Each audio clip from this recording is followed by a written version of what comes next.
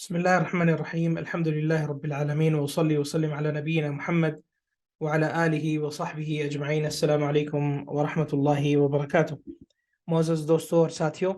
اور قابل احترام ماؤں اور بہنوں، آپ سب کا میں حسن استقبال کرتا ہوں منہج سلف کے بنیادی اصول اس لیسن میں، جو کہ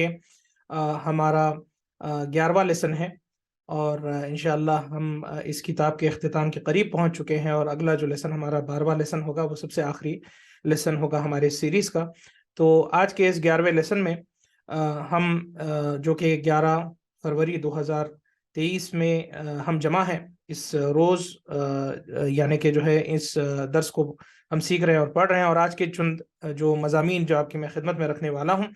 اس میں یہ ہے کہ سب سے پہلے مشکل اور مصیبت کا سامنا کرنے کا جو ہے سلفی منہج اور طریقہ کیا ہے، اس کے تعلق سے گفتگو ہوگی انشاءاللہ العزیز، اور ساتھ ہی ساتھ یعنی کہ جو ہے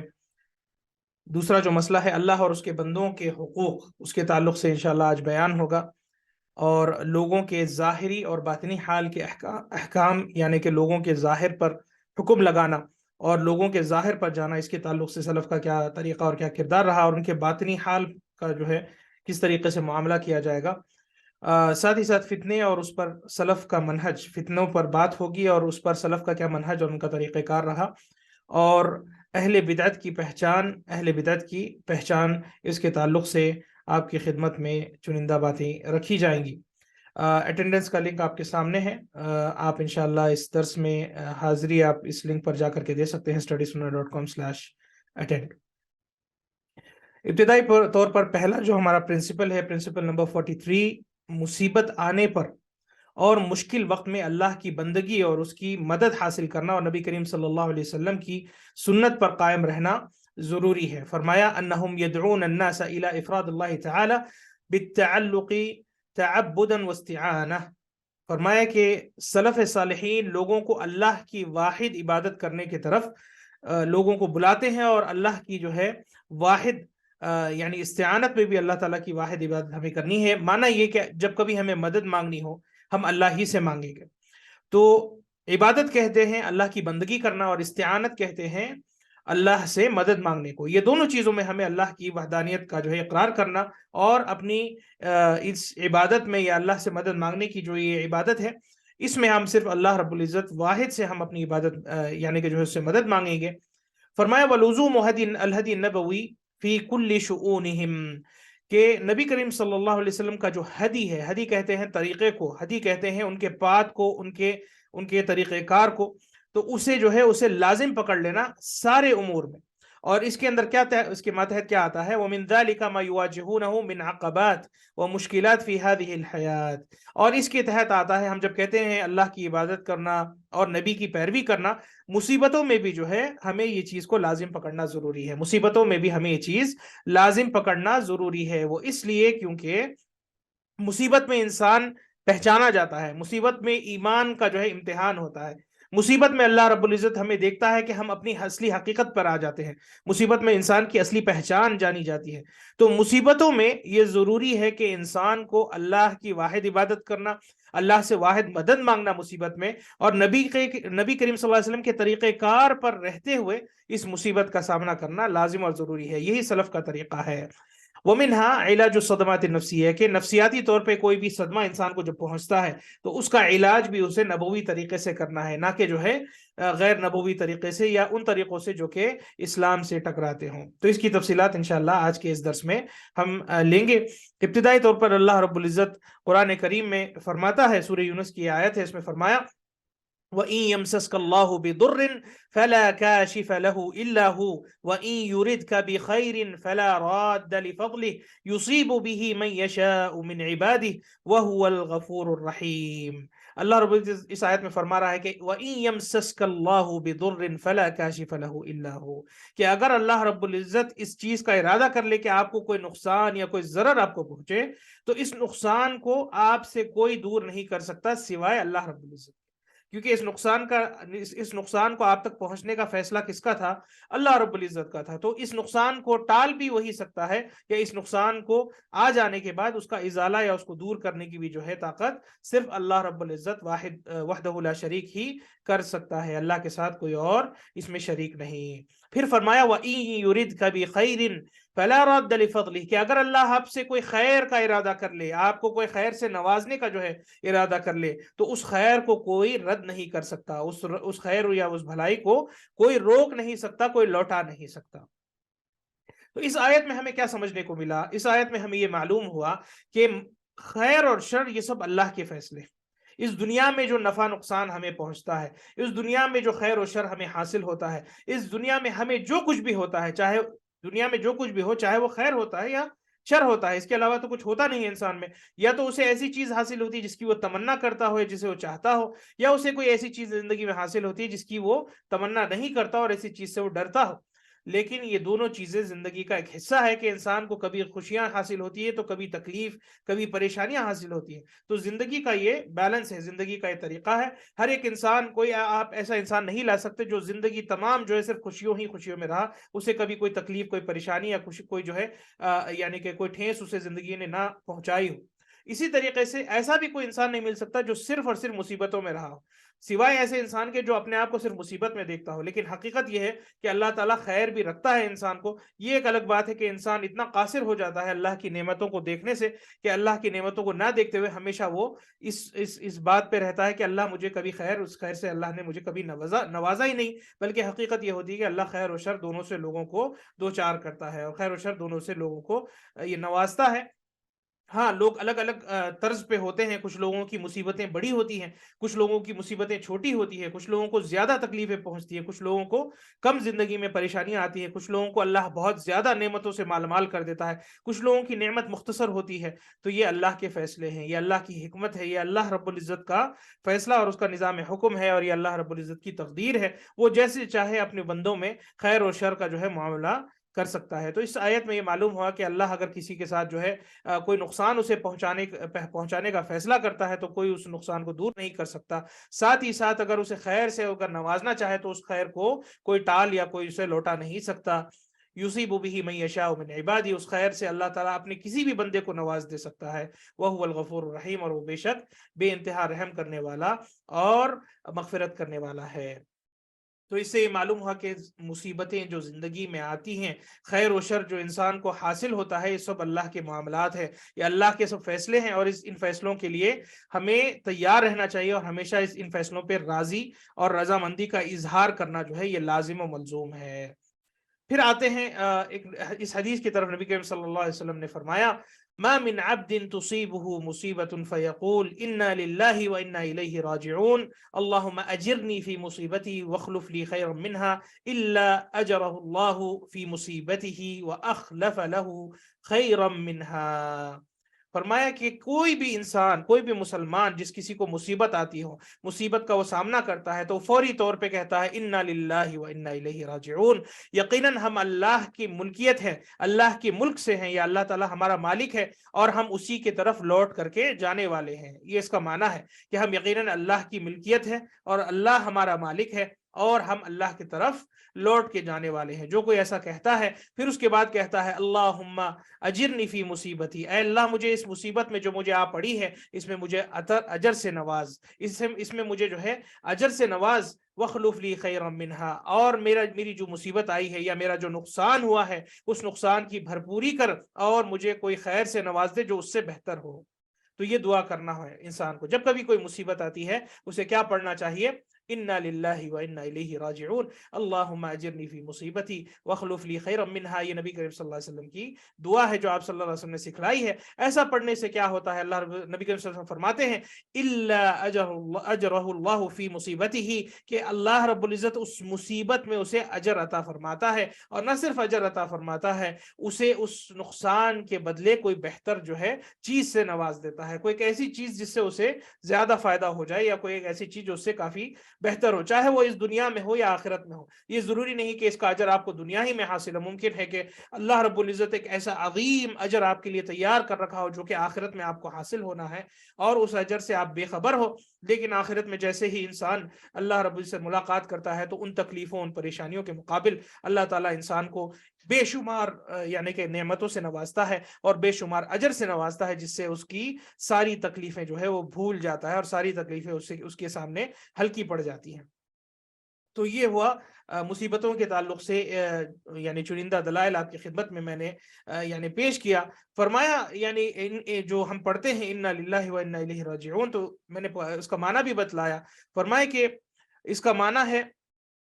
ہم یقیناً اللہ کی ملکیت میں ہے اور اللہ رب العزت کی طرف ہمیں لوٹنا ہے۔ تو یہاں پر فرمایا کہ یہ جو کلام ہے، یہ جو آیت جو ہمیں اللہ نے سکھلائی ہے جس میں ہمیں یہ دعا پڑھنی ہے، یہ بہت پیارا علاج ہے، بہت بہترین علاج ہے تکلیفوں کا، پریشانیوں کا اور مصیبتوں کا علاج اس دعا میں ہے کہ ہم اس میں کیا اقرار کر رہے ہیں۔ جو اس کے معنی کو سمجھ کر کے پڑھتا ہے، اس کا معنی یہ ہے یعنی اس کی تفصیلات جو صحیح طور سے اسے سمجھ کر کے پڑھتا ہے تو اس کی زندگی میں بھی اسے سکون حاصل ہوتی ہے اور آخرت میں بھی اسے بہت بڑا اجر حاصل ہوتا ہے۔ فرمایا یعنی وَهَذِهِ الْكَلِمَةُ مِنْ أَبْلَغِ عِلَاجِ الْمُصَابِ، بہت ہی بہترین علاج ہے مصیبتوں کا، وَأَنْفَعُهُ لَهُ فِي عَاجِلَتِهِ وَآجِلِهِ، کہ دنیا و آخرت میں اس کے لیے بہت ہی بہترین علاج ہے اور بہت سکون پہنچانے والا علاج ہے یہ کہنا۔ فَإِنَّهَا تَتَضَمَّنُ أَصْلَيْنِ عَظِيمَيْنِ إِذَا تَحَقَّقَ الْعَبْدُ بِمَعْرِفَتِهِ مَا تَسَلَّى عن مصیبتی، کہ اس میں دو ایسی بنیادی باتیں بتلائی گئی ہیں کہ اگر بندہ اس بات کو صحیح طور پہ سمجھ لیا اور اسے دل میں اس کا شعور اسے ہو جائے تو اس کی مصیبت اسے ہلکی لگنے لگتی ہے۔ کیا آپ فرماتے ہیں اس دعا میں، آپ کیا کہتے ہیں؟ فرمایا کہ سب سے پہلے آپ اللہ کی ملکیت کا اقرار کرتے ہیں، انا للہ، کہ ہم یقیناً اللہ کے ہیں، ہم اللہ کے بندے ہیں، ہم اللہ کی ملکیت ہے، ہمارا مالک اللہ ہے اور ہم اس کے مملوک ہیں، ہم اس کے بندے ہیں، ہم اس کے ماتحت ہیں۔ ان العبد واهله وماله ملک للہ عز وجل، حقیقہ ہم جو کچھ بھی، نہ صرف ہمارا مال، ہماری اولاد، جو کچھ بھی ہماری ملکیت میں ہے، یہ سب کا سب تو دراصل اللہ کی ملکیت ہے، یہ ہمارا کچھ نہیں ہے، کیونکہ ہمارا رب جب اللہ ہے اور ہم اس کے بندے ہیں تو ہمارا جو رب ہے اسی کا سب کچھ ہے۔ جب کبھی کوئی کسی کا بندہ بن جاتا ہے اور اس کا کوئی رب ہو، رب کا معنی ہی یہ ہے کہ وہ آپ کا مالک ہے اور آپ جو کچھ بھی ملکیت میں رکھتے ہو دراصل آپ کے مالک کی وہ ملکیت ہوتی ہے۔ تو اگر اللہ آپ سے کوئی نعمت چھین لیتا ہے، اگر آپ سے اللہ تعالیٰ اپنے اولاد میں، مال میں، کسی بھی چیز میں آپ کو کوئی نقصان ہوتا ہے حاصل، تو یہ اللہ رب العزت کی چیز تھی اور آپ نے اللہ رب العزت کی ملکیت کا یہاں پر اقرار کر دیا۔ نمبر 2، ان مصیر العبد ومرجعه الى اللہ مولاه الحق، تو اس میں ہم یہ بات کا بھی اقرار کرتے ہیں کہ نہ صرف یہ اللہ کی ملکیت تھی، ہمیں اور ہماری ساری چیزیں جو ہم اپنی ملکیت میں رکھتے ہیں سب کو اللہ کی طرف لوٹ کر کے جانا ہے۔ تو جب جانا ہی ہے ایک نہ ایک دن، تو آج اللہ نے اس چیز کو ہم سے لے لیا تو یہ اللہ کی ملکیت تھی۔ جو جس چیز کا مالک ہے وہ جب چاہے اس چیز کو لے لیتا ہے۔ اگر میں آپ کو کوئی چیز دوں اور میں اس کا مالک ہوں، میرے حق میں ہے کہ میں آپ سے کبھی بھی کوئی وہ چیز واپس لے سکتا ہوں۔ تو ہماری زندگی میں ہم جو کچھ بھی حاصل کیے ہیں، جو کچھ بھی مال، اولاد، دولت، شہرت، یہ سب کی سب اللہ کی ہے، اور جب کبھی اللہ اس چیز کو ہم سے لینا چاہتا ہے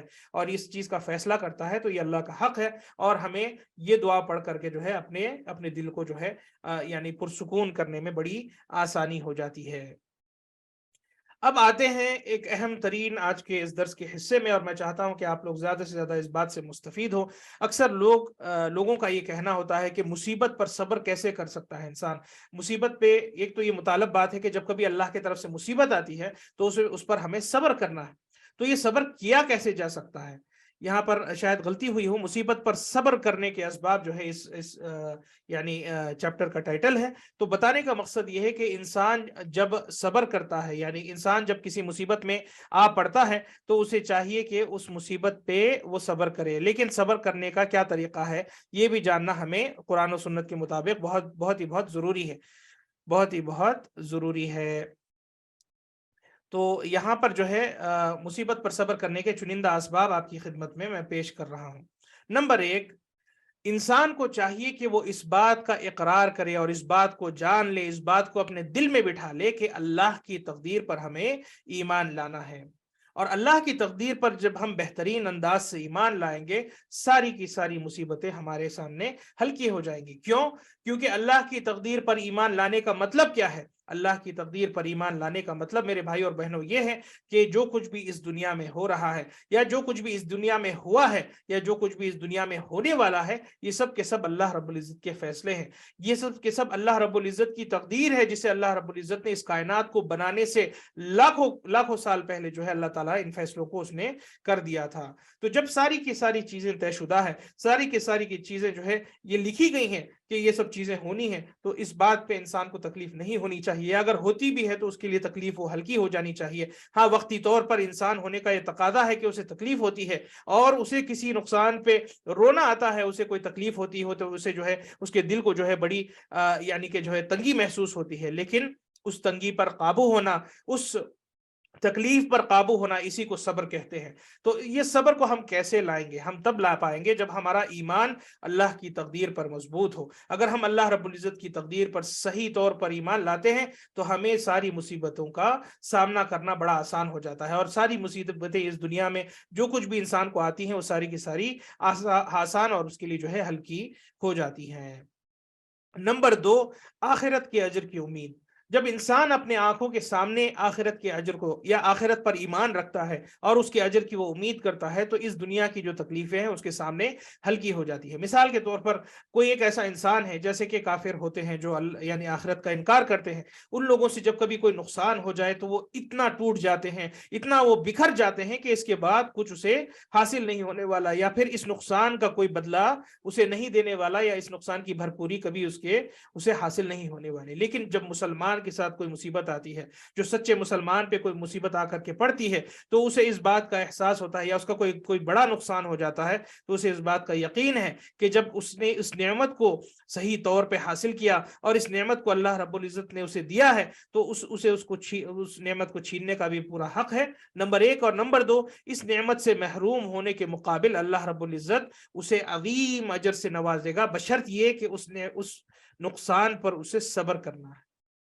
اس نقصان پر اسے صبر کرنا ہے۔ اگر اس نقصان پہ وہ صبر نہیں کرتا، وہ چیختا چلاتا ہے، وہ توڑتا پھوڑتا ہے، وہ اللہ کی تقدیر پر ناراضگی دکھاتا ہے اور نارضامندی دکھاتا ہے، تو ایسے ناراضگیاں اور جو ہے نارضامندی دکھاتا ہے، تو ایسے حال میں اس سے صبر نہیں ہوا، اور جب کوئی انسان صبر نہیں کرتا تو وہ اپنے آپ کو آخرت کے اجر سے محروم کر لیتا ہے۔ تو میرے عزیز دوستوں اور بھائیوں، جب کبھی انسان مصیبت آنے پر آخرت کے اجر کی امید کرتا ہے اور آخرت کے اجر کو اپنے آنکھوں کے سامنے رکھتا ہے، تو اس کی مصیبت جو ہے اس پر ہلکی ہو جاتی ہے اور صبر کرنے میں بڑی آسانی پیدا ہو جاتی ہے، صبر کرنے میں مدد حاصل ہو جاتی ہے۔ اسی طریقے سے دوسروں کی مصیبت پر نظر ڈالنا، کہ اللہ رب العزت نے اس دنیا میں ہر ایک انسان کو کسی نہ کسی امتحان میں ڈالا ہے، تو جب ہم اپنوں سے نیچے لوگوں کو دیکھتے ہیں، یا اپنوں سے زیادہ مصیبت زیادہ لوگوں کو دیکھتے ہیں، یا جو مشکلات میں آپ ہیں ان مشکلات سے کہیں زیادہ جو ہے تکلیفوں میں جو لوگ ہوتے ہیں، جو آج اس دنیا میں بس رہے ہیں، ان پر آپ جب نظر ڈالتے ہیں تو تب آپ کی مصیبت ہلکی ہو جاتی ہے، اور آپ کو اس بات کا احساس ہوتا ہے کہ یہ اللہ کی رحمت ہے کہ اللہ نے اتنی عظیم مصیبت میں ہمیں نہیں ڈالی۔ ہاں، وقتی طور پر یہ مصیبت ہے میرے لیے، لیکن باقیوں سے تو میری مصیبت بہت ہلکی ہے، اور وہاں پر وہ اپنے دل کو تھام لیتا ہے اور اللہ کا شکر وہ ادا کرتا ہے، اور یہ ادا اللہ کو بڑی پسند آتی ہے، اور ایسا کرنے سے اللہ رب العزت آپ کو مزید اجر سے نوازتا ہے، بلکہ ایک ایسی نعمت سے بھی وہ نوازتا ہے جس سے آپ اتنے راضی اور اتنے خوش ہو جائیں گے کہ آپ کو اس کا تصور بھی نہیں ہے۔ اس کے بعد دوسرا مسئلہ یہ ہے کہ صبر نہ کرنے سے مزید تکلیف میں زیادتی ہوگی۔ اس بات کا اگر آپ کو احساس ہو جائے کہ انسان اگر صبر اپنی تکلیف پہ نہیں کرتا، روتا ہے، گڑ گڑاتا ہے، اپنے دل کو اور تکلیف میں جو ہے اور تنگی سے تنگی میں ڈالتا ہے، اور اپنے آپ کو جو ہے سکون میں نہیں ڈالنے کی کوشش کرتا، صبر کے ذریعے جو ہے سکون تلاشتا نہیں ہے، تو اس کا دل اور تکلیف اور پریشانی اور جو ہے اسے مزید جو ہے پریشانیوں کا سامنا کرنا پڑتا ہے، اس کے دل میں جو ہے اور تنگیاں پیدا ہوتی رہتی ہے، اس کی زندگی جو ہے اور تاریکیوں سے یعنی بھرتی جائے گی،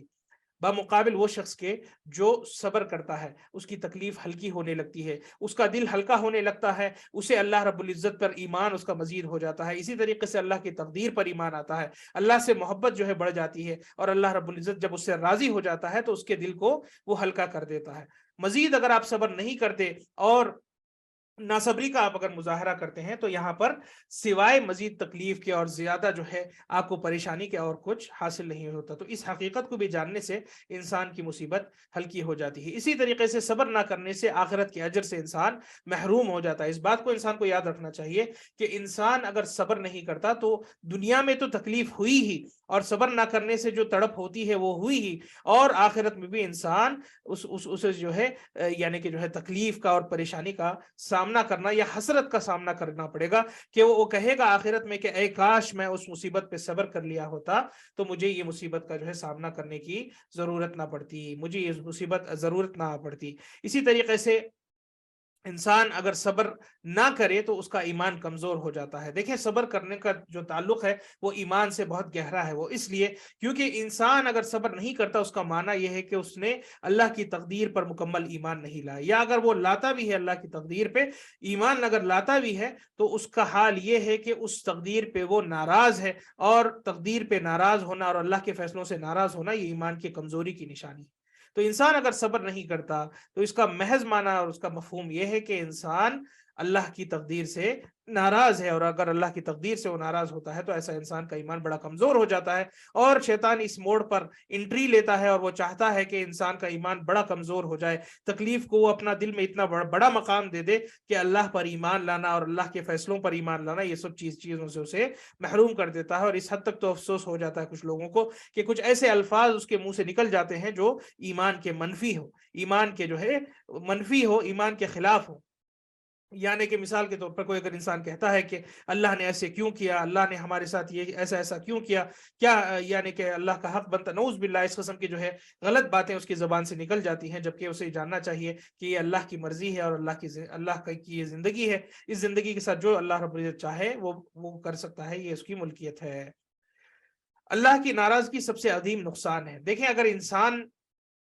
यानी कि उसे मुसीबत जब होती है तो वो सब्र नहीं करता, और अगर सब्र नहीं करता तो अल्लाह नाराज होता है। अगर इंसान को इस बात का इल्म हो जाए कि नासब्री करने से या बेसब्री का मुजाहरा करने से और सब्र का जो सब्र व तहम्मुल ना जो है रखने से अल्लाह नाराज होता है, अगर आपको इस बात का इल्म हो जाए तो आपको सब्र करने में बड़ी आसानी होगी। देखें कौन सा बड़ा नुकसान है। मिसाल के तौर पर आपकी कोई माली नुकसान हो गया, आपका कोई बहुत बेहतरीन माल जो है चोरी हो गया, अगर आप वहां पर यानी सब्र का मुजाहरा नहीं करते और अल्लाह को नाराज करते हैं तो कौन सा बड़ा नुकसान है। आपका वो दुनिया का माल जो आपसे छिन गया, क्या उसका चले जाना आपके लिए जो है ज्यादा नुकसानदेह है, या फिर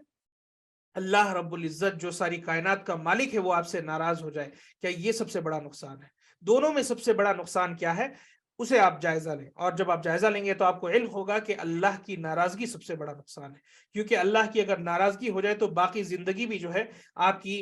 यानी नुकसान में, तकलीफों में गुजरेगी, और अल्लाह की रहमत से महरूमी हो जाएगी, और आखिरत में भी रुसवाई का सामना करना पड़ेगा। तो इस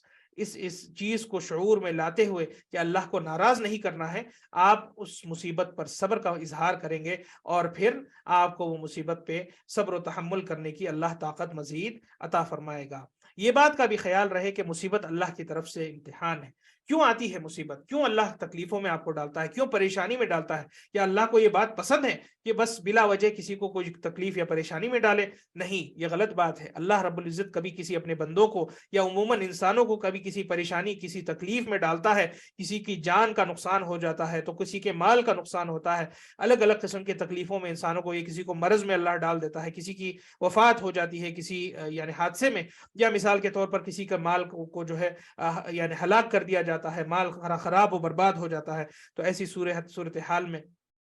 क्या अल्लाह को ये पसंद है? ये जरूरी नहीं कि अल्लाह को पसंद है। ऐसा ये कहना भी गलत है कि अल्लाह को ये चीज करना पसंदीदा है, बल्कि अल्लाह रब्बुल इज्जत की ये हिकमत का तकाजा है कि अल्लाह ताला वक्ती तौर पर आपको एक मुसीबत में डालता है ताकि आपके ईमान का इम्तिहान हो, और अल्लाह रब्बुल इज्जत उसके मुकाबिल आपके लिए एक अजर अजीम जो है तैयार कर रखा है। तो आपके ईमान का इम्तिहान होना लाजिम और मलजूम है। जिंदगी का मकसद ही ये है कि अल्लाह रब्बुल इज्जत जान सके कि कौन उसमें बेहतर है और कौन जो है उसमें शरपसंद है और कौन जो है सब्र नहीं करता। जाए कि अल्लाह का इल्म इतना वसी है कि वो जानता है कि आप इस मोड़ पे क्या करोगे, लेकिन ये हुज्जत आप पर कायम हो जाए और आखिरत में जब आपको आपकी जजा दी जाएगी तो आपके आपके पास कोई बहाना नहीं होगा। इसलिए अल्लाह ने आपको अपने हाथ में इख्तियार दे दिया इस मोड़ पर कि आप चाहे तो इस मुसीबत पर सब्र का इजहार करके अजर अजीम पालें, یا پھر اگر آپ صبر کا اظہار نہیں کرتے، اللہ سے جو ہے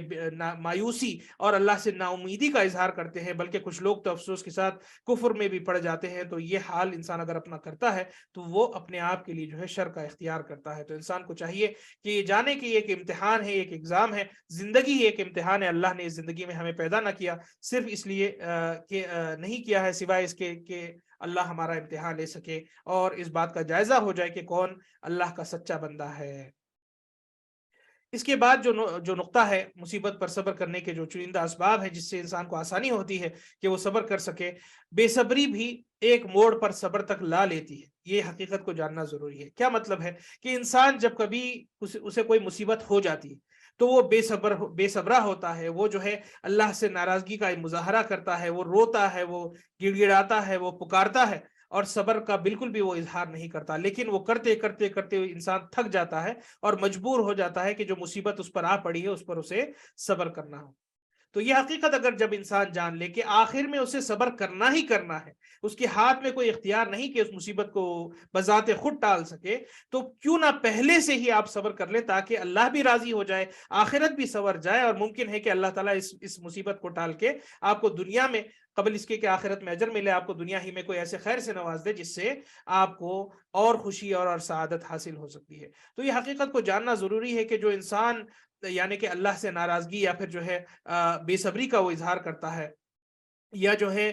غصے کا وہ اظہار کرتا ہے، یا تکلیف کا وہ جو ہے اظہار کرتا ہے اور حد پار کر دیتا ہے اس تکلیف کے اظہار میں، تو اسے یہ بات جاننا چاہیے کہ اس تکلیف کے اظہار کرنے سے تمہاری تکلیف کوئی کم نہیں ہونے والی، بلکہ یہ بڑھتی جائے گی، اور بڑھتے بڑھتے بڑھتے تم ہار مان جاؤ گے اور پھر صبر کرنے پہ مجبور ہو جائے گے۔ تو کیوں نہ صبر کو پہلے ہی قدم میں جو ہے صبر نہ کر لیا جائے۔ کیونکہ اصل صبر، جیسے کہ اگلا نقطہ ہے، اصل صبر پہلے صدمے پر ہوتا ہے۔ نبی کریم صلی اللہ علیہ وسلم نے فرمایا الصبر عند الصدمۃ الاولی، کہ پہلے صدمے میں صبر کیا جاتا ہے۔ وہ تو واقعی مطلب بعد میں جا کر تو انسان صبر کر ہی لیتا ہے، جب انسان اپنی بے بسی کا اسے احساس ہو جائے اور جب انسان ہار مان جاتا ہے تو وہ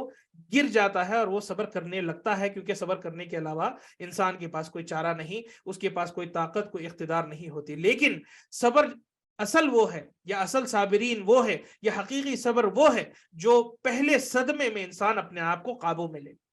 پہلے صدمے میں انسان اپنے آپ کو قابو میں لے لے، یہ اصل صبر ہے۔ مانا یہ کہ جیسے ہی مصیبت ٹوٹ پڑتی ہے انسان اپنے آپ کو پکڑ لے، صبر کر لے اور کہے انا للہ و انا الیہ راجعون۔ ہاں تھوڑی سی تکلیف ہوتی ہے، تھوڑا سا اسے رونا آ جائے، تھوڑا سا اسے جو ہے اس کے دل میں تنگی محسوس ہو جائے، لیکن اس تنگی کو وہ کنٹرول کرتا ہے، وہ بھڑک نہیں جاتا، وہ مایوسی کا اظہار نہیں کرتا، وہ اللہ سے جو ہے نا امیدی کا اظہار نہیں کرتا، بلکہ اللہ کے اس فیصلے پہ وہ صبر کر دکھاتا ہے، اللہ کی اس فیصلے سے جو ہے وہ رضامندی کا وہ اظہار کرتا ہے۔ تو پہلے موڑ پر جو صبر کرے وہی اصل صبر ہے۔ اس کے علاوہ اگر انسان تاخیر سے صبر لاتا ہے تو وہ صبر لانا، اس کا صبر لانا یعنی قابل قبول نہیں ہوگا۔ اسی طریقے سے صبر کے اجر کی لذت دنیا کے نعمتوں سے بہت عظیم ہے۔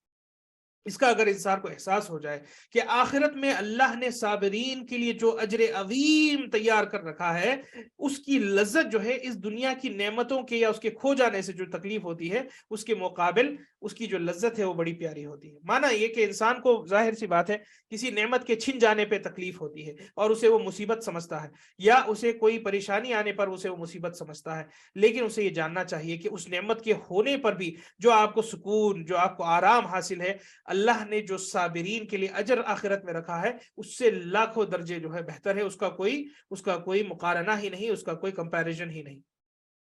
تو آخرت کے اجر کی جو لذت اور جو نعمتوں کی لذت اللہ نے تیار کر رکھی ہے صبر کرنے والوں کے لیے، اس دنیا کی چنندہ نعمتوں کے سے اسے جو ہے اس کا کوئی حساب ہی نہیں لگایا جا سکتا ہے، اس کی کوئی برابری کی نہیں جا سکتی۔ تو یہ حقیقت کو جاننے سے بھی بڑی یعنی کہ جو ہے مصیبت چھننے پر بھی جو ہے آپ کو بڑی آسانی ہو جاتی ہے، معاملات بڑے ہلکے ہو جاتے ہیں۔ اسی طریقے سے مصیبتیں نہ ہونا تو انسان کو غافل اور پتھر دل بنا دیتا ہے۔ اگر مصیبتیں نہ ہوتی تو انسان غافل اور پتھر دل ہو جاتا۔ وہ اس لیے کہ اگر انسان خوشحالی میں رہتا رہے، اسے کوئی تکلیف، کوئی پریشانی نہیں آئے اور بس وہ جو ہے خوشحالی میں رہتا رہے، یعنی طویل مدت تک اسے اگر کسی خوشحالی میں رکھا جائے تو انسان کی فطرت ہی یہ ہے کہ وہ آہستہ آہستہ غفلت میں پڑ جاتا ہے، اس کا دل جو ہے پتھر دل ہو جاتا ہے، بلکہ انسان اس یعنی خیال میں آ جاتا ہے کہ میں بس خوشحال ہی ہوں, مجھے کوئی نقصان نہیں پہنچا سکتا, مجھے کوئی تکلیف پہنچا نہیں سکتا, اور نہ ہی مجھے کسی چیز کی ضرورت ہے, نہ مجھے کسی رب کی ضرورت ہے, نہ مجھے کسی کی عبادت کرنے کی ضرورت ہے. میں اپنی جگہ بڑا سکون و آرام میں ہوں, اور میں بڑا جو ہے اچھے حال میں ہوں. اور یہی حال ان لوگوں کا ہے جو سابقہ جن اقوام کا اللہ نے قرآن میں ذکر کیا, جیسے کہ قارون تھا جسے مال ہی مال دے دیا گیا تھا, اس حد تک کہ اس نے کہا کہ یہ مال میں نے اپنے بلبوتے پہ کمایا ہے, مجھے کسی کی ضرورت نہیں, مجھے اپنا ماتھا کسی کے سامنے ٹیکنے کی ضرورت نہیں, کسی کی عبادت مجھے کرنے کی ضرورت نہیں, نہ ہی مجھے کسی کا شکر ادا کرنے کی ضرورت ہے, یہ مال تو میں نے کمایا ہے. تو اس میں انسان غفلت میں آ جاتا ہے, بلکہ گھمنڈ اور غرور میں آ جاتا ہے, اور مال ہی نہیں بلکہ کسی بھی نعمت میں یا کامیابی اسے حاصل ہوتی ہو یا خوشحالی حاصل ہوتی ہو تو اسے غفلت کا جو ہے وہ انسان شکار بن جاتا ہے. لہٰذا اللہ رب العزت کی یہ حکمت ہے اور اس کا تقاضا ہے کہ کبھی کبھار زندگی میں اونچ نیچ آتی ہے, کبھی کبھار نقصان کا سامنا کرنا پڑتا ہے, تاکہ انسان کو نمبر 1 اپنی کمزوری کا احساس ہو, نمبر 2 اللہ کی عظمت, اس کی طاقت اور اس کے اقتدار کا بھی احساس ہو, اور نمبر 3 ہماری حاجت اللہ کی کتنی عظیم ہے, ہم اللہ کی کتنے محتاج ہیں, ہم اللہ کی رحمت کی کتنے محتاج ہیں, اس بات کا بھی احساس اس کے دل میں رہے, اس بات کا بھی اسے احساس ہوتا ہے اس وقت جب اس پر کوئی مصیبت آ پڑتی ہے. اور اگلا مسئلہ یہ ہے کہ دنیا کی تکلیف آخرت کی راحت لاتی ہے, دنیا کی تکلیف آخرت کی راحت لاتی ہے. یہ قاعدہ جاننا ضروری ہے کہ جو کوئی مصیبت دنیا میں ہوتی ہو یہ آخرت کی آسانیاں پیدا کرتی ہے. تو اس بات کا بھی انسان کو خیال رہے کہ جب کبھی کوئی مسلمان کو کوئی بھی تکلیف پہنچے تو اس تکلیف کے مقابل اللہ رب العزت ایک اجر عظیم اس کے لیے آخرت میں تیار کر رکھتا ہے. بلکہ چھوٹے سے چھوٹے کانٹے کے چپ جانے پر, پیر میں آپ کے اگر کوئی کانٹا بھی چپ جاتا ہے تو اس کانٹے کے چپنے پر بھی اللہ آپ کو مزید اجر دیتا ہے اور آپ کو جو ہے نیکیوں سے نوازتا ہے, بلکہ اس حال تک کہ انسان یہ کہنے لگتا ہے کہ اے کاش میری زندگی ساری مصیبتوں میں گزرتی, جب وہ دیکھتا ہے کہ آخرت میں کیا اجر عظیم اللہ نے تیار کر رکھا ہے. تو سبحان اللہ, اللہ تعالیٰ کی یہ حکمت ہے, اللہ رب العزت نے یہ فیصلے کیے ہیں, تو انسان کو چاہیے کہ اپنے آپ کو صبر اور تحمل والا بنانا چاہیے, اور مصیبت جب اس پر آ پڑتی ہے تو اسے اس مصیبت پر صبر کرنے کی کوشش کرنا چاہیے. ہم تو پہلے یہ دعا کرتے ہیں کہ اللہ تعالیٰ ہمیں اس قسم کے امتحانات سے اور اس قسم کے مصیبتوں سے, دنیا کے ساری مصیبتوں سے آپ کو, ہمیں, ہمارے چاہنے والوں کو اور سارے مسلمانوں کو محفوظ رکھے. لیکن اللہ کی یہ تقدیر ہے کہ جب کبھی کسی کے ساتھ کوئی مقدر میں لکھا ہو کہ کوئی مصیبت آ جائے تو اسے ان چیزوں کو سامنے رکھنا ضروری ہے جو آپ کی نظر کے سامنے ہے. تو دنیا کی تکلیف آخرت کی راحت لاتی ہے. اگر انسان دنیا میں تکلیف اور مصیبت میں جو ہے اپنی زندگی گزارتا ہے, اسے اس بات پہ یقین رکھنا چاہیے کہ آخرت والی زندگی خوشحالی والی زندگی ہوگی. اسی طریقے سے مصیبت کے وقت کی کچھ خاص چنندہ دعائیں ہیں, اس کو پڑھنا جو ہے لازم ہے, اس کو پڑھنا ضروری ہے, جو کہ نبی کریم صلی اللہ علیہ وسلم نے سکھلائی ہے. اور یہ سارے کے سارے جو نقاط میں نے پوائنٹس جو آپ کو بیان کیے ہیں, ان سب کے ساتھ ساتھ ان دعاؤں کو بھی لازم کرنا, ان دعاؤں کو بھی جو ہے پڑھنا یہ واجب ہے انسان پر. اور ایسا کرنے سے نبی کریم صلی اللہ علیہ وسلم کی وہ مسنون دعاؤں کی تلاوت کرنے سے انسان کی مصیبت ہلکی پڑ جاتی ہے اور اس کی زندگی آسان ہو جاتی ہے. اب کچھ چنیدہ دعائیں ہیں جو نبی کریم صلی اللہ علیہ وسلم کی سنت سے ثابت ہے, وہ میں آپ کی خدمت میں رکھ دوں قبل اس کے کہ ہم اپنے اگلے اصول پر چلے جائیں. آپ صلی اللہ علیہ وسلم کی دعا تھی, آپ صلی اللہ علیہ وسلم پڑھا کرتے تھے, لا الہ الا اللہ العظیم الحلیم, لا الہ الا اللہ رب العرش العظیم, لا الہ الا اللہ رب السماوات السبع ورب الارض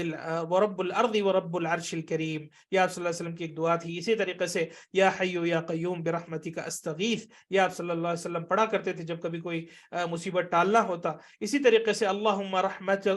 رحمتک ارجو فلا تکلنی الی نفسی طرفت عین واصلح لی شأنی کلہ لا الہ الا انت. یہ آپ صلی اللہ علیہ وسلم کی دعا تھی.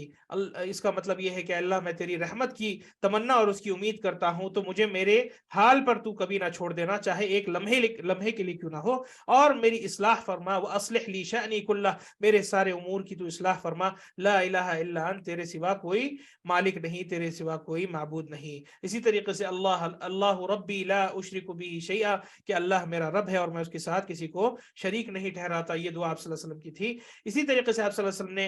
جو دعا سورہ یونس یعنی یونس علیہ السلام کی جو دعا تھی ذنون کی, جب وہ مچھلی کے پیٹ میں تھے تو انہوں نے کہا لا الہ الا انت سبحانک انی کنت من الظالمین. تو اس دعا کو پڑھنے سے آپ صلی اللہ علیہ وسلم فرمایا کہ لم يدعو بها رجل مسلم في شيء قط الا استجيب له, کہ یہ دعا پڑھنے سے انسان کی ہر دعا اللہ رب العزت قبول فرماتا ہے. بس یہ ہے کہ انسان سچے دل سے اس دعا کو پڑھے, اس تڑپ سے پڑھے جیسی تڑپ سے یعنی کہ جو ہے یونس علیہ السلام نے اس مرحلے میں اس دعا کو جو ہے پڑھا تھا اور اللہ سے دعا مانگی تھی. اسی طریقے سے ایک دعا ہے جو کہ مشہور و معروف ہے نبی کریم صلی اللہ علیہ وسلم کی، فرمایا اللہم انی اعوذ بک من الہم والحزن، اے اللہ تعالیٰ میں آپ سے پناہ مانگتا ہوں، یعنی کہ جو ہے حزن کہتے ہیں تکلیفوں کو، اور جو حزن کہتے ہیں کہ جو ہے جب کبھی کسی انسان کو کوئی پریشانی ہو اور جب کبھی انسان کو کسی بات کا ٹینشن ہو اسے ہم کہا جاتا ہے، تو ہم اور حزن ان دو چیزوں سے آپ صلی اللہ علیہ وسلم نے پناہ مانگی کہ اللہ اس قسم کے جو ہے چیزوں سے ہمیں محفوظ رکھنا۔ واعوذ بک من العجز والکسل واعوذ بک من الجبن والبخل واعوذ بک من غلبۃ الدین وقہر الرجال، یہ ایک دعا ہے جسے آپ یعنی کتابوں میں حاصل کر سکتے ہیں۔ یہ دعا بھی پڑھنے سے انسان کی تکلیفوں کو دور کر دیا جائے گا، اور اسے صبح و شام پڑھنے کی نصیحت آپ صلی اللہ علیہ وسلم نے صحابہ کو کی ہے۔ اور فرمایا کہ جو کوئی شخص اس دعا کو پڑھتا ہے، فرمایا اس حدیث میں کہ اذهب اللہ عز وجل ہمہ وقضى دینہ، کہ اللہ رب العزت اس مصیبت کو ٹال دیتا ہے، اس ٹینشن کو دور کر دیتا ہے، اور اگر کوئی انسان قرض دار ہو تو اس کے قرضے کو بھی اللہ تعالیٰ مدد کرتا ہے کہ اس قرضے کو وہ پھیڑ دے۔ اللہ مال کے دروازے یا رزق کے دروازے کشادہ کر دیتا ہے۔ اسی طریقے سے مشہور و معروف دعاؤں میں سے یہ ہے کہ انسان استغفار کی لزوم کرے۔ اس حدیث میں جو آپ کے پاس آپ کے سامنے ہے، من لزم الاستغفار جعل اللہ له من كل هم فرجا ومن كل ضيق مخرجا ورزقه من حيث لا يحتسب، فرمایا جو کوئی انسان استغفار کو لازم پکڑ لے، جو اپنے ہمیشہ وقت میں اللہ سے استغفر اللہ واتوب الیہ، اللہ سے استغفار کرتا رہتا ہے، اس کے ساری پریشانیوں کو جو ہے اللہ تعالیٰ آسانیوں میں بدل دیتا ہے، اور اس کی ساری تنگیوں کو اللہ تعالیٰ کشادگیوں میں بدل دیتا ہے۔ وَرَزَقَهُ مِنْ حَيْثُ لَا يَحْتَسِبْ، اور اس کے رزق کے دروازے اس طریقے سے کھول دیتا ہے کہ اس نے کبھی اس کا حساب بھی نہ رکھا ہو، کبھی سوچا بھی نہ ہو کہ مجھے اللہ اس طریقے سے رزق پہنچاتا ہے۔ تو سبحان اللہ، استغفار کی کثرت کرنا بھی جو ہے مصیبت دور کر دیتی ہے اور مصیبت کو ہلکا کر دیتی ہے۔ ساتھ ہی ساتھ آپ صلی اللہ علیہ وسلم نے لا حول ولا قوت الا باللہ پڑھنے کا حکم دیا، کہا کہ جو ہے جس کے پاس تکلیفوں کی پریشانیوں کی زیادت اور کثرت ہو جائے اسے چاہیے کہ لا حول ولا قوت الا باللہ کہے، نہیں کوئی طاقت رکھنے والا، نہیں کوئی اقتدار اور قوت رکھنے والا سوائے اللہ کے۔ جب آپ اس کو کہتے ہیں تو اللہ رب العزت آپ کی زندگی میں آسانی پیدا کر دیتا ہے، اور جیسے کہ کہا گیا کہ یہ کنز من کنوز الجنہ، جنت کے خزانوں میں سے ایک خزانہ ہے یہ دعا پڑھنا۔ اور اسی طریقے سے روایت میں آتا ہے ترمذی کی کہ یہ جنت کے دروازوں میں سے ایک دروازہ ہے، باب من ابواب الجنہ، کے استغفار کا ایک مخصوص دروازہ اللہ تعالیٰ جنت میں رکھتا ہے کہ جو کوئی اپنی زندگی میں کثرت سے استغفار کرتا تھا اسے اس دروازے سے جنت میں داخل کرے گا۔ تو یہ بھی جو ہے دعا مسنون ہے۔ اسی طریقے سے مشہور و معروف جو دعا ہے جسے یعنی کہ جو ہے پڑھنے کی جو ہے نبی کریم صلی اللہ علیہ وسلم نے دعوت دی اور اس دعا کو سکھلائی اپنے صحابہ کو، یہ دعا ہے اللہم انی عبدک ابن عبدک ابن امتک ناصیتی بیدک ماض فی حکمک عدل فی قضاؤک اسألک بکل اسم هو لک سمیت به نفسک وانزلته فی کتابک او علمته احدا من خلقك او استأثرت به في علم الغيب عندك ان تجعل القرآن العظيم ربيع قلبي ونور صدري وجلاء حزني وذهاب همي۔ اللہ تعالیٰ سے یہ جو دعا انسان کرتا ہے، فرمایا آپ صلی اللہ علیہ وسلم نے الا ذهب الله حزنه وهمه وابدل مكانه فرحا، جو کوئی یہ انسان دعا کرے اس کی تکلیفوں کو اللہ تعالیٰ دور کرتا ہے، اور نہ صرف یہ، اللہ تعالیٰ اس تکلیف پریشانی کو خوشیوں میں تبدیل کر دیتا ہے۔ سبحان اللہ، یہ دعائیں اور جو دیگر دعائیں میں نے پڑھی ہے یہ ساری کے ساری مشہور و معروف دعاؤں کی کتابوں میں جیسے کہ حصن المسلم ہے اور دیگر جو مسنون کتابوں کی دعا ہے اس میں اس کا ذکر موجود ہے۔ تو انسان کو چاہیے کہ مصیبت کے وقتوں میں یا مصیبت کے لمحات میں ان دعاؤں کو لازم جو ہے بڑے سچے دل سے پڑھے، اور ایسا پڑھنے سے جیسے کہ آپ صلی اللہ علیہ وسلم نے وعدہ کیا ہے کہ ایسے دعاؤں کی تلاوت اور پڑھنے سے اور اس کی کثرت کرنے سے اللہ تعالیٰ تکلیفوں کو خوشحالی میں اور خوشیوں میں جو ہے تبدیل کر دیتا ہے۔ اگلا ہمارا جو پرنسپل ہے وہ یہ ہے کہ سلف کا عقیدہ ہے کہ اللہ کے حقوق کی ادائیگی اصل مقصد ہے زندگی کی، اور انسان کے حقوق اس مقصد کے تابع ہے۔ انہم یعتقدون ان حقوق الرحمن ہی الغایہ، کہ انسان کا اصل مقصد تو یہ ہے کہ اللہ کے حقوق کو جو ادا کیا جائے، اور انسان کے جو حقوق ہیں یہ نظام کو برقرار رکھنے اور دنیا میں جو ہے ایک سسٹم قائم ہو، اس لیے اللہ تعالیٰ نے حقوق العباد بندوں کے حقوق بنائے ہیں۔ لیکن حقیقت اس شریعت کی یہ ہے کہ سب سے پہلے اور سب سے عظیم طور پہ اللہ کے حقوق کا خیال رکھا جائے اور اللہ کے حقوق کی ادائیگی ہو، اور اس حقوق کی ادائیگی کے حصوں میں سے ایک حصہ ہے کہ اللہ کے جو بندے ہیں ان کو کسی قسم کا نقصان نہ پہنچایا جائے، لہٰذا ان کے حقوق کا بھی خیال رکھنا ضروری ہے۔ یہ نہ سمجھ بیٹھیں کہ بندوں کے حقوق جو ہے اللہ کے حقوق سے زیادہ اہم اور زیادہ جو ہے افضل ہے۔ کچھ لوگوں کا حال اس دنیا میں اس زندگی میں یہ ہوتا ہے کہ غیروں کے حقوق کو اتنا وہ عظیم جاننے لگتے ہیں، اتنا عظیم اسے اپنی زندگی میں مقام دیتے ہیں کہ اللہ کے حقوق ہی کو وہ بھول بیٹھتے ہیں۔ بلکہ اصل تو یہ ہے کہ اللہ کے حقوق ہی سب سے عظیم حقوق ہے جسے ادا کرنا زیادہ ضروری ہے. اللہ کے جو رائٹس ہے، اللہ تعالیٰ نے جو فرائض ہم پہ انجام دینے کو کہا ہے یا کسی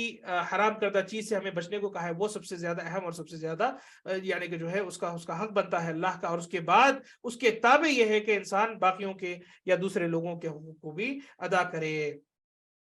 اللہ رب العزت نے ہمیں نہیں پیدا کیا سوائے اس کے کہ ہم اس کی عبادت کریں. سورہ ذاریات کی مشہور و معروف آیت ہے وما خلقت الجن والانس الا لیعبدون، وما خلقت الجن والانس الا لیعبدون، جس کا معنی مفہوم یہ ہے کہ میں نے انسانوں کو اور جنات کو نہیں پیدا کیا مگر اس کے یا صرف اس لیے تاکہ وہ میری عبادت کرے، تاکہ وہ میری عبادت اور بندگی کرے. یہ ایک اصول تھا. اس کے بعد جو اگلا اصول ہے وہ یہ ہے انہم یحکمون علی الناس بما ظہر من اعمالہم ویدعون السرائر الی اللہ. فرمایا کہ سلف لوگوں کے ظاہر پر حکم لگاتے ہیں اور لوگوں کے خفیہ معاملات اللہ کے ذمے کر دیتے ہیں. مانا یہ کہ کسی انسان پہ کوئی اگر آپ کو حکم لگانا ہو تو اس کے ظاہر پہ آپ جائیں گے، یہ نہیں کہیں گے کہ فلاں کے دل میں کیا ہے،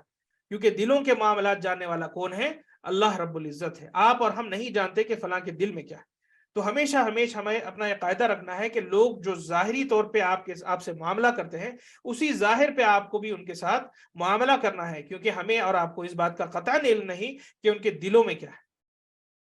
تو ظاہر پر جانا یہ بہت اہم ہے. لوگ کیا کرتے ہیں؟ لوگوں کی نیتوں پہ جاتے ہیں، لوگوں کی نیتوں کو جج کرنے لگتے ہیں، لوگوں کے انٹینشنز کو جج کرنے لگتے ہیں. یہ سب ہمارا کام نہیں. ہاں ہم ظاہر پر جائیں گے، جیسے کوئی انسان اپنی زندگی میں عمل کرتا ہو، جیسی اس کی حرکتیں ہوں، جیسے اس کا کردار ہو، جیسا اس کا طریقہ کار ہو، ان طریقوں پہ اس کے معاملات پر ہی جو ہے ہم کو حکم لگائیں گے کہ یہ انسان کیسا ہے یا کیا ہے. آپ اس کی نیتوں کے جو ہے نہ آپ جو ہے اس کے مطالب ہے اور نہ ہی جو ہے اس کے فیصلے کرنے کی ذمہ داری اللہ نے دی ہے. یہ حدیث ہے نبی کریم صلی اللہ علیہ وسلم کی جس میں آپ کو اچھے سے پتہ چل جائے گا کہ ہمیں ظاہر پر جانا ہے. آپ صلی اللہ علیہ وسلم نے دو لوگوں میں فیصلہ جب وہ کر رہے تھے، جب ان کے درمیان کسی قسم کا اختلاف پیدا ہو گیا، کوئی جھگڑا ان کے درمیان جو ہے پیدا ہو گیا، تو آپ صلی اللہ علیہ وسلم نے فرمایا کہ انکم تختصمون الی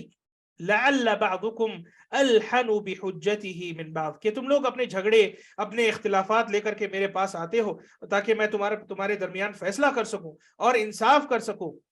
اور ایسا بھی ہو سکتا ہے کہ تم میں سے کوئی ایک جو ہے کسی اور سے بہتر ہو اپنی زبانی صلاحیت میں یا اپنی زبان میں، کہ وہ اپنی حجت کو بہترین انداز میں پیش کر سکے، یا اپنی باطل کو جو ہے حق بتانے کا وہ فن رکھتا ہو، یا اس کی زبان میں اتنی صلاحیت ہو کہ وہ غالب ہو جائے اپنے خصیم پر، اپنے اس انسان پر جس سے وہ اختلاف کر بیٹھا ہو. تو زبان پر یعنی جو کچھ بھی کہی سنی باتیں ہوتی ہیں اسی پر تو انسان فیصلہ کرتا ہے. تو ممکن ہے کہ کہنے کا انداز کسی کا بہترین ہو جائے یا کہنے کے انداز میں ایسی کوئی اس میں جو ہے کشش آ جائے کہ باقیوں پر وہ غالب ہو سکتا ہے. اور یہی حال آپ دیکھتے ہیں کہ کئی فیصلے غلط لے لی جاتے ہیں، اس لیے کیونکہ جج صرف جو ہے یعنی کہ کسی لائر کی زبان کو سنتا ہے، اور سب سے بہترین لائر آج کے زمانے میں وہی مانا جاتا ہے جسے کہنے کا یا بولنے کا سب سے اچھا انداز ہو، کیونکہ وہ حق کو باطل اور باطل کو حق بتانے کی صلاحیت رکھتا ہے، اور اس کا فن وہ ہوتا ہے، اور اس بات کے وہ پیسے لیتا ہے. اسے اس بات سے کوئی فرق نہیں، آپ جیسے اسے پیسے ڈالیں گے ویسے ہی جو ہے وہ آپ کے لیے حق کو باطل اور باطل کو حق پلٹنے کا فن رکھتا ہے اور ویسے ہی وہ کام کرتا ہے. لیکن اس حدیث کو انسان کو سننا چاہیے. آپ صلی اللہ علیہ وسلم نے فرمایا کہ ممکن ہے کہ کسی کی زبانی صلاحیت کچھ اچھی ہو اور اسے بول چال کی جو اس کی جو صلاحیتیں ہیں اسے بیان کرنے کی صلاحیت کچھ اچھی ہو، اور کسی کی کمزور ہو. فمن قضیت له بحق اخیہ شیئا بقوله فانما اقطع له قطعة من النار فلیأخذها. فرمایا کہ اس کے اس بات کہنے سے یا اس کی زبان کی اس لچک کی وجہ سے ممکن ہے کہ میں فیصلہ کر دوں اس کے حق میں کوئی ایک ایسی چیز جو اس کی نہ ہو. اپنے بھائی کی چیز لے کر کے اسے میں دے رہا ہوں، یعنی کسی مسلمان بھائی کا حق لے کر کے میں اسے دے رہا ہوں، اس لیے کیونکہ اس کے بولنے کا انداز جو ہے ایسا تھا جس سے اسے حق پر ہونے کا رجحان ہو گیا آپ صلی اللہ علیہ وسلم کو. لیکن آپ صلی اللہ علیہ وسلم نے بتا دیا کہ میرا یہ فیصلہ کرنا تمہیں آخرت کے عذاب سے نہیں بچا سکتا. اگر تمہیں اس بات کا علم ہے کہ تم غلط ہو لیکن اپنی زبان سے تم جو ہے ایسے باتیں لا کر، ایسی حجتیں لا کر کے جو ہے اپنے آپ کو صحیح ثابت کر رہے ہو، ممکن ہے کہ میں فیصلہ تمہارے حق میں کر دوں، لیکن تمہیں اس بات کا علم ہے کہ تم باطل پر ہو، تو تم ایک جہنم کے ٹکڑے کو اٹھا رہے ہو. اب تم چاہو تو اس جہنم کے اس ٹکڑے کو لے لو یا اسے چھوڑ دو، کیونکہ تم جانتے ہو کہ تم باطل پر ہو. تم جانتے ہو کہ تم باطل پہ ہو. نبی کریم صلی اللہ علیہ وسلم ظاہر پر جاتے ہیں اور ظاہری طور پر جو دکھتا ہے آپ صلی اللہ علیہ وسلم کو اس بنا پر وہ فیصلہ سناتے ہیں, اور ایک قاضی بھی اسی طریقے سے فیصلہ کرتا ہے, اور ایک مسلمان بھی ظاہری طور پر جو دکھتا ہے اس پر فیصلہ کرتا ہے. لیکن حقیقت کون جانتا ہے؟ حقیقت وہ جانتا ہے جو جھوٹ کہہ رہا ہے, حقیقت وہ جانتا ہے جو باطل کو حق اور حق کو باطل کر رہا ہے. تو ایسے انسان کو ڈر جانا چاہیے کہ اگر فیصلہ ہو بھی جاتا ہے اس کے حق میں کوئی, اسے خوف میں آنا چاہیے اور اللہ کا خوف اس کے اندر پیدا ہونا چاہیے کہ وہ جہنم اپنے لیے لے رہا ہے, وہ جہنم اپنے لیے لے رہا ہے. اسی طریقے سے نبی کریم صلی اللہ علیہ وسلم کی یہ حدیث ہے جس میں آپ صلی اللہ علیہ وسلم نے یا یہ صحابہ آپ صلی اللہ علیہ وسلم کے صحابہ تھے جو گئے تھے جنگ کی طرف, تو اس میں یہ ہوا, ایک واقعہ پیش آیا کہ ایک صحابی نے جو ہے ایک انسان کی جان لے لی بعد اس کے کہ انہوں نے لا الہ الا اللہ کا اقرار کر دیا تھا. اس صحابی نے جو ہے لا الہ الا اللہ کے اقرار کرنے کے بعد بھی جنگ میں اس مشرک یا اس کافر کو بعد اس کے کہ اس نے کلمہ پڑھ لیا تھا اس کو مار دیا, اس حساب سے کہ وہ ظاہر نہیں وہ باطن کو جج کرنے لگے. انہوں نے یہ کہا کہ یہ بندہ تلوار کی ڈر سے لا الہ الا اللہ کہہ رہا ہے, لہٰذا یہ ایمان نہیں لایا, اور اس کی گردن کو اس نے ان صحابی نے جو ہے مار دیا یا اسے جو ہے خنجر سے مار دیا. فرمایا کہ جو ہے بعثنا رسول اللہ صلی اللہ علیہ وسلم الى الحرقہ من جوہینہ, کسی ایک مقام پہ آپ صلی اللہ علیہ وسلم نے ایک جماعت کو بھیجی اور وہاں پر یہ ہوا کہ وہ لوگ یعنی کافروں کی شکست ہوئی اور مسلمانوں کی کامیابی اور کامرانی اس جنگ میں حاصل ہوئی. تو ہوا یہ کہ جو ہے ایک آدمی آ کر کے یعنی ایک کافروں کی جماعت سے یا کافروں کی آرمی سے یا ان کی جو ہے ان کی گروہ یا ان کی ٹولی سے ایک آدمی آیا جو کہ مسلمانوں سے گھیر لیا گیا تھا, مسلمانوں نے انہیں گھیر لیا تھا, اور جیسے ہی انہوں نے دیکھا کہ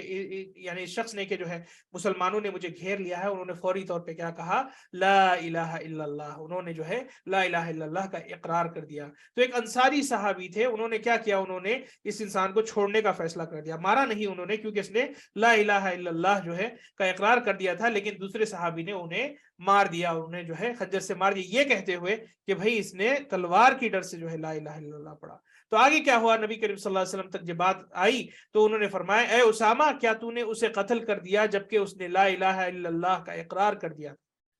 تو یہاں پر آپ صلی اللہ علیہ وسلم نے فرمایا کہ کیسے تم نے انہیں مار دیا جبکہ انہوں نے لا الہ الا اللہ کا اقرار کر دیا تھا؟ قال قلت یا رسول اللہ انما كان متعوذا, فرمایا کہ وہ اپنی جان چھڑانے کے لیے لا الہ الا اللہ کا اقرار اس نے کیا تھا. تو نبی کریم صلی اللہ علیہ وسلم کا کیا جواب تھا؟ فرمایا اقتلته بعد ان قال لا الہ الا اللہ, کیا تو نے اسے قتل کر دیا بعد اس کے کہ اس نے لا الہ الا اللہ کہہ دیا تھا؟ تو اتنے بار وہ دہراتے رہے, فما زال يكررها علی حتى تمنیت انی لم اکن اسلمت قبل ذلك اليوم, فرمایا کہ اتنے بار آپ صلی اللہ علیہ وسلم یہی بات دہراتے رہے کہ میں تمنا کر بیٹھا کہ اے کاش میں بھی کافر تھا اور اس دن میں جو ہے مسلمان ہوتا اور میرا ایمان اسی دن آتا, میں اسی دن ایمان لاتا تاکہ یہ گناہ میرے اوپر جو ہے نہ آ پڑتا, یہ گناہ جو مجھ سے سرزد ہو گیا وہ مجھ پہ نہ آ کے پڑتا, اسی دن میں ایک مسلمان ہوتا اور اے کاش یہ گناہ مجھ پر جو ہے نہیں آتا. سبحان اللہ. آپ صلی اللہ علیہ وسلم نے بار بار یہی کہا کہ کیسے تم نے اسے مار دیا جبکہ اس نے لا الہ الا اللہ. تو یہ چھوڑ دو کہ لوگ باطنی طور پہ کیوں کچھ کوئی عمل کر رہے ہیں, ظاہری طور پہ اگر کوئی انسان میں خیر دکھ رہا ہے تو وہ خیر پر ہے, اگر ظاہری طور پہ کوئی انسان شر کر رہا ہے تو شر پر ہے. ہمارا کام ہے کہ ہم ظاہر پر جائیں گے, کسی کے باطن کو ہم ٹٹولے کے نہیں, کسی کے انر افیئرز کو, کسی کے انٹینشنز کو ہم نہیں جج کریں گے, کسی کے جو ہے ذاتی معاملات کو جو ہے ہم اس پہ فیصلہ نہیں لیں گے, ہم ظاہر پر جانے والے لوگ ہیں. اسی طریقے سے اگلا جو ہمارا پرنسپل ہے وہ یہ ہے کہ سلف مسلمانوں کو فتنے سے ڈراتے ہیں, فتنوں سے ڈرانا, فتنوں سے دھمکانا, فتنوں سے لوگوں کو آگاہ کرنا, فتنوں سے جو ہے لوگوں کو دوچار کرنا, یہ سلف کا طریقہ ہے. انہم یحذرون المسلمین من مضلات الفتن, کہ فتنوں سے لوگوں کو آگاہ کرنا یہ سلف کے دعوت کا ایک اہم ترین اصول ہے. میرے عزیز دوستو اور بھائیو, فتنے یہ زندگی کا حصہ ہے. اللہ رب العزت فتنے لوگوں کے لیے بھیجتا ہے, اور فتنے کا مطلب یہ ہے کہ وہ ایک امتحان ہوتا ہے, وہ ایک دین کی عمومی طور پہ یا ایک بڑے پیمانے کی ایک مصیبت ہوتی ہے جو اللہ تعالیٰ لوگوں کے امتحان کے لیے بھیجتا ہے. اس آیت میں دیکھیں اللہ رب العزت سورہ عنکبوت کی آیت ہے جس میں اللہ تعالیٰ فرماتا ہے احسب الناس ان يتركوا ان يقولوا آمنا وهم لا يفتنون, کیا لوگوں نے یہ سمجھ رکھا ہے یا لوگ یہ سمجھ بیٹھے ہیں کہ وہ چھوڑ دیے جائیں گے صرف اتنے کہنے سے کہ وہ ایمان لائے ہیں اور اللہ انہیں آزمانے والا نہیں اور وہ آزمائے نہیں جائیں گے. کیا اللہ تعالیٰ جو ہے لوگوں کو ایمان لانے پر چھوڑ دے گا اور انہیں آزمائے گا؟ نہیں، اللہ تعالیٰ یعنی سوال کر رہے ہیں کہ احسب الناس، کیا لوگ یہ سمجھ بیٹھے ہیں کہ لوگ چھوڑ دیے جائیں گے صرف اس لیے کہ وہ ایمان لائے ہیں اور اللہ ان کا امتحان نہیں لینے والا؟ پھر فرمایا اللہ تعالیٰ نے وَلَقَدْ فَتَنَّا الَّذِينَ مِن قَبْلِهِمْ، اللہ نے یقیناً آپ سے پہلے لوگوں کی بھی جو ہے امتحان کے طور پر انہیں فتنے میں ڈالا، اور فتنے میں ڈال کر کے ان کے ایمان کو جو ہے ٹٹولا۔ فَلَيَعْلَمَنَّ اللَّهُ الَّذِينَ صَدَقُوا وَلَيَعْلَمَنَّ الْكَاذِبِينَ، اور اس سے اللہ کے لیے ظاہر یہ ہو جائے گا کہ کون سچا ہے،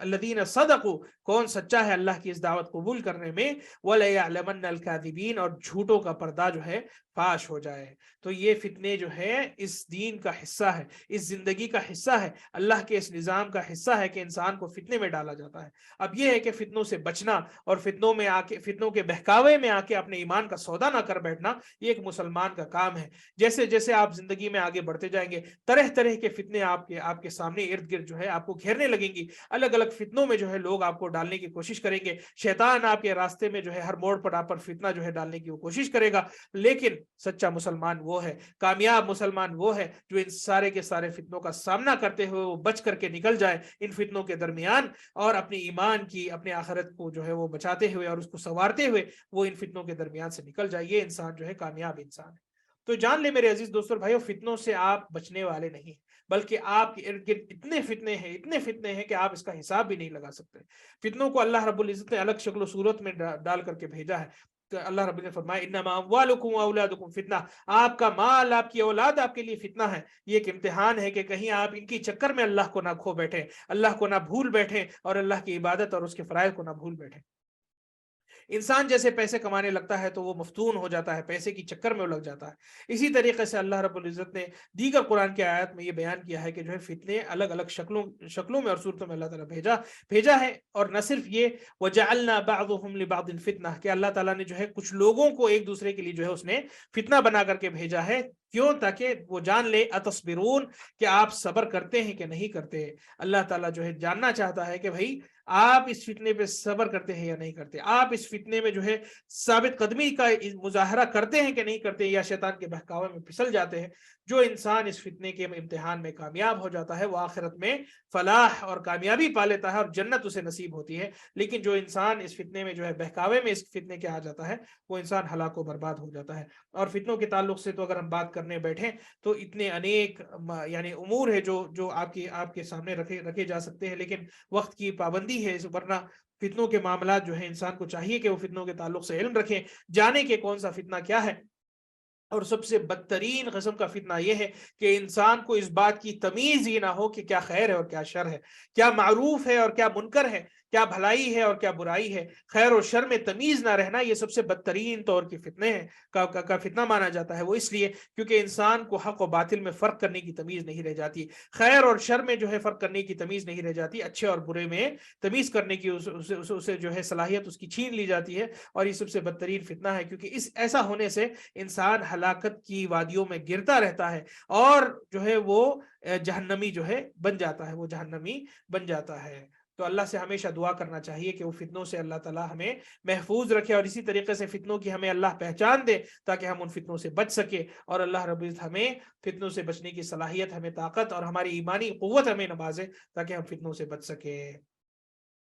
اس کے بعد جو ہمارا جو قاعدہ ہے وہ یہ ہے کہ اہل بدعت کی جو ہے پہچان ہے، اہل بدعت کی یہ پہچان ہے، یا ان کی پہچانوں میں سے ایک پہچان یہ ہے کہ اہل بدعت کی پہچان یہ ہے کہ وہ اپنا رنگ بدلتے رہتے ہیں، اور انہیں اکثر توبہ جو ہے نصیب نہیں ہوتی، توبہ کی انہیں توفیق نہیں ہوتی۔ انہم یقرون ان من ابرز علامات اہل البدع التلون والتنقل، فرمایا کہ تلون اور تنقل یہ اہل بدعت کی صفت ہے۔ تلون یعنی رنگ بدلنا، گرگٹ جیسے اپنے رنگ بدلتا ہے ویسے اہل بدع اپنی رنگ بدلتے رہتے ہیں، اپنے حال کو بدلتے رہتے ہیں، اپنے کلام کو بدلتے رہتے ہیں، اپنے دین کو، اپنے اصول کو بدلتے رہتے ہیں، یہ اہل بدعت کی نشانی ہے۔ وہ تنقل کہتے ہیں ایک جگہ سے دوسری جگہ جانے کو، وہ اچھلتے رہتے ہیں، کبھی ایک بات پہ ہوتے ہیں تو کبھی دوسری بات پہ ہوتے ہیں، یہ اہل بدعت کی نشانی ہے۔ کیوں؟ کیونکہ ان کے پاس کوئی اصول ہے ہی نہیں، یہ بے بنیاد اصول بناتے رہتے ہیں، یہ اصول جو ہے یہ ربانی اصول نہیں، یہ شیطانی اصول ان کے ہوتے ہیں۔ رب سے بنائے گئے اصول یہ ہمیشہ انسان کو ثابت قدمی سے نوازتا ہے۔ سلف صالحین کی تابعدار کی صرف ایک ہی بات ہوتی ہے،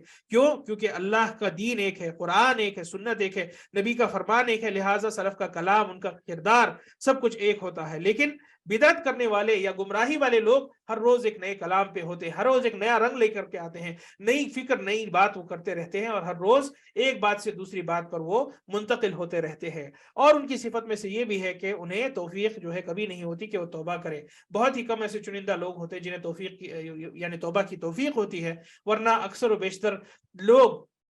جو بدعت میں ہوتے ہیں انہیں توبہ کی توفیق نہیں ہوتی، انہیں جو ہے توبہ کی توفیق اکثر جو ہے نہیں ہوتی۔ فرمایا کہ هو الذی انزل علیک الکتاب، اللہ رب العزت سورہ آل عمران میں فرماتے ہیں کہ اللہ تعالیٰ وہی اللہ ہے جس نے آپ پر کتاب نازل کی، هو الذی انزل علیک الکتاب منہ آیات محکمات ہن ام الکتاب، کہ وہ اللہ ہے جس نے آپ پر اس کتاب کو نازل فرمایا، اور اس کتاب میں کچھ آیات ہے جو محکمات ہے، کچھ آیات ہے جو محکمات ہے۔ محکم آیت کہتے ہیں واضح ترین آیت کو، واضح ترین مسائل کو، اور یعنی کہ جو ہے محکم کہتے ہیں وہ آیت جس میں کسی بھی شبہے کی گنجائش پیدا نہیں ہو سکتی۔ واضح ترین باتیں اللہ تعالیٰ نے اس قرآن میں جو نازل کی ہیں، ہن ام الکتاب، اور یہی جو ہے یہ کیا ہے؟ اصل کتاب ہے۔ یہ کیا ہے؟ اصل کتاب ہے۔ یہ جو اللہ نے قرآن نازل کی، یہی مقصد تھا کہ ان محکم آیت کو تھام کر کے آپ اپنی آخرت سنوار لیں، یہ مقصد ہے۔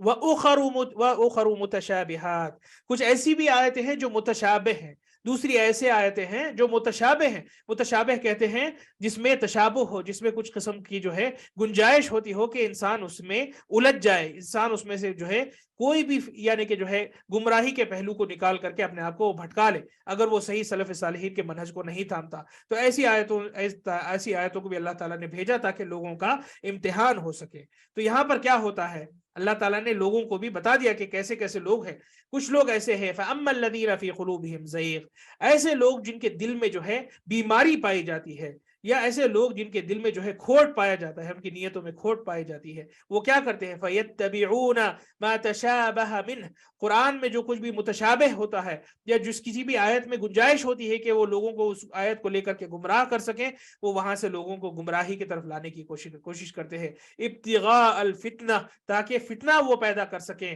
فتنے بازی وہ کر سکیں، فتنہ وہ کریٹ کر سکیں، فتنہ جو ہے وہ لگا سکیں اس امت میں۔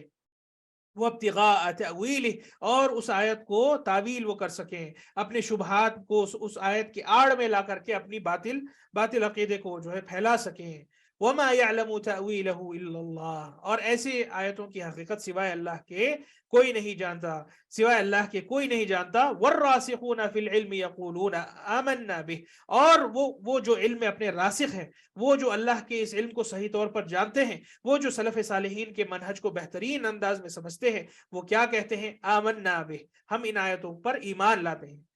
بجائے اس کے کہ ان آیتوں میں جا کر کے ان آیتوں میں یعنی الجھ جائیں، لوگوں کو گمراہ کرنے کی کوشش کریں، غلط اس کے مفہوم نکالنے کی کوشش کریں۔ سلف صالحین کے تابعدار اور راسخین فی العلم، وہ لوگ جو اپنے علم میں مضبوط ہیں، ایسے علماء کیا کہتے ہیں؟ آمنا بہ کل من عند ربنا، ہم ساری کے سارے اس قرآنی آیتوں پر ایمان لاتے ہیں، یہ سارا کا سارا اللہ کی طرف سے ہے، یہ سارا کا سارا اللہ کی طرف سے ہے، یہ قرآن اللہ کی طرف سے بھیجی گئی کتاب ہے۔ وَمَا يَذَّكَّرُ إِلَّا أُولُو الْأَلْبَابِ، اور سوائے یہ نصیحت سے کوئی فائدہ نہیں اٹھا پائے گا سوائے وہ لوگ کے جن کے پاس اللہ رب العزت نے جو ہے سمجھ دی ہو اس دین کی۔ اولو الالباب کہتے ہیں جو ہوشیار ہوں، جو یہ دانشور ہو، ایسے لوگوں کے لیے اللہ تعالیٰ نے اس قرآن میں ہدایت رکھی ہے۔ تو اس سے یہ معلوم ہوتا ہے، جیسے کہ اللہ تعالیٰ نے فرمایا قرآن میں یضل بہ کثیرا ویہدی بہ کثیرا، کہ اسی قرآن سے کئی لوگ گمراہ بھی ہوں گے اور اسی قرآن سے لوگ ہدایت یافتہ بھی ہوں گے۔ تو یہ نہ سمجھے کہ ہر وہ انسان جو قرآن یعنی قرآن کی دلیلوں کو لا کر کے آپ کے سامنے رکھتا ہے وہ حق پر ہے، کیونکہ آپ کو یہ سمجھنا ضروری ہے کہ کیا یہ قرآن کی آیت فہم سلف صالحین کے مطابق ہے؟ کیا سلف نے بھی اس آیت کو ایسے ہی سمجھا جیسے تم سمجھ رہے ہو؟ اگر ان کا سمجھ یا اس عالم کی یا اس مولانا کی یا اس مولوی کی سمجھ سلف صالحین کے منہج کے مطابق نہ رہی تو ایسے انسان کی دلیل کو جو ہے آپ ٹھکرا دیں گے، کیونکہ دلیل تو صحیح ہے لیکن استدلال غلط ہے، دلیل اس کی صحیح ہے لیکن دلیل کو استعمال کرنے کا طریقہ جو ہے اس کا غلط ہے۔ ورنہ دلیل تو ہر ایک انسان کے پاس ہے، ہر انسان اپنی باطل کو نشر و اشاعت اس کی کرنے ایک قرآن کی آیت یا ایک جو ہے حدیث کو لانے کی کوشش کرتا ہی ہے، لیکن حق پر وہ ہے جو قرآن و سنت کو صحیح سمجھے اور سلف صالحین کے منہج کے مطابق دلیلوں کو عمل میں لاتا ہے۔ تو اس سے یہ معلوم ہوا کہ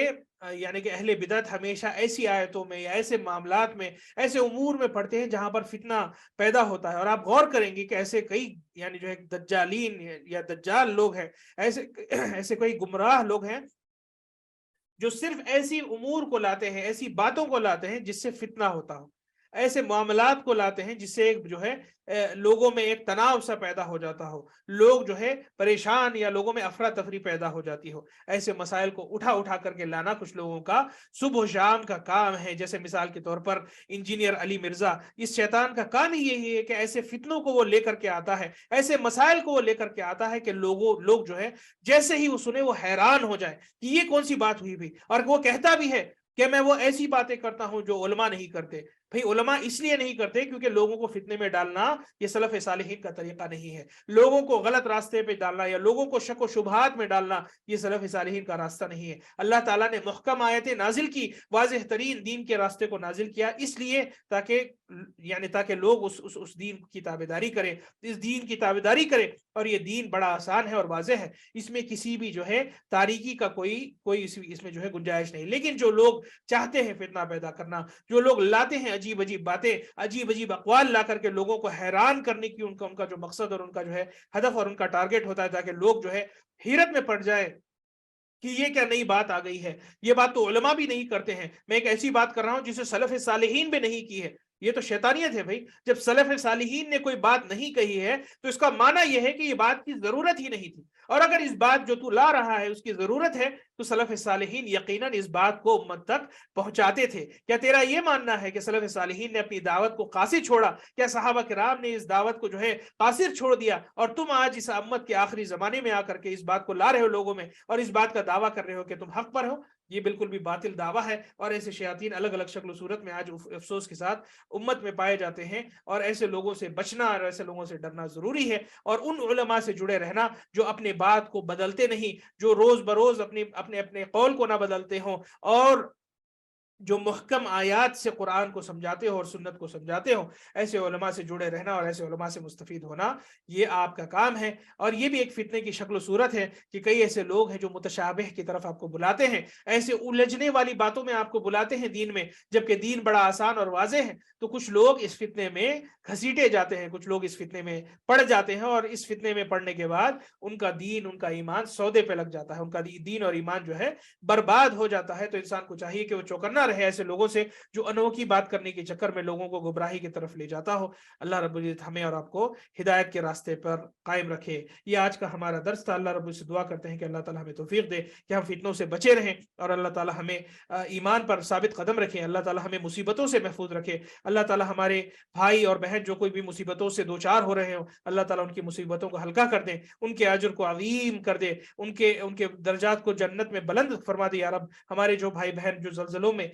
سوریہ اور ترکیہ وغیرہ میں جو ہے جو مصیبت زدہ ہمارے بھائی ہیں، اللہ تعالیٰ ان کی مصیبتوں کو ہلکا کر دے، جو ان میں سے مر گئے ہوں اللہ تعالیٰ ان کی شہادت قبول فرمائے، کیونکہ جیسے کہ آپ صلی اللہ علیہ وسلم فرمایا کہ جو کوئی ڈھس کر کے جو ہے مر جاتا ہو اللہ تعالیٰ اسے شہداء کا درجہ عطا فرماتا ہے۔ تو ہم بھی یہی امید کرتے ہیں کہ اللہ تعالیٰ انہیں شہادت کا درجہ جو ہے نوازے، اور اللہ تعالیٰ